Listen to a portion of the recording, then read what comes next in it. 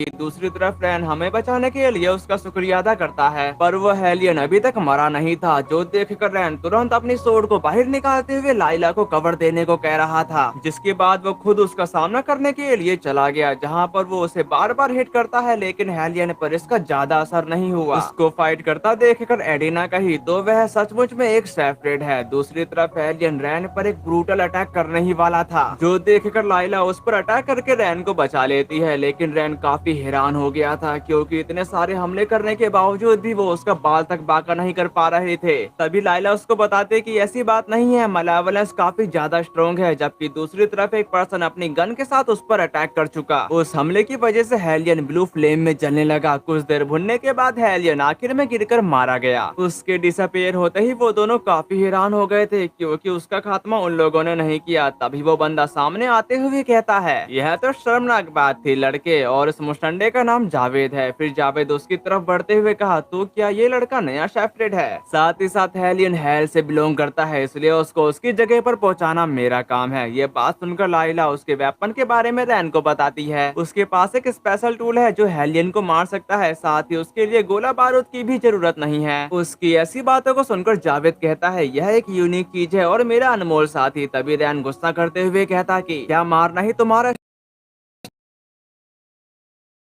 Style है, हम उठा सकते थे। रैन की ऐसी बातों को सुनकर जावेद हंसते हुए कहा, क्या बात है सर, सेपरेट सेपरेट हमेशा से आदर्श स्टूडेंट रहे हैं, लेकिन क्या आप जानते हैं डेथ कभी कभी मोक्ष का एक रूप ले सकती है। अब ये सुनकर रैन को उस पर काफी ज्यादा गुस्सा आ रहा था। तभी एडेना जावेद को बताती है कि मैंने तुमसे कहा था कि इस जगह से दूर रहो। इस पे जावेद बोलता कि और मैंने तुमको बताया था एडेना, जब तक मैं उसे मार नहीं दूंगा तब तक वह आना बंद नहीं करेगा। पर एडेना उसे अकेला छोड़ने को कह रही थी। दूसरी तरफ से कोई सबसे खतरनाक चीज उनकी तरफ बढ़ रही होती है। इसका एहसास जैसे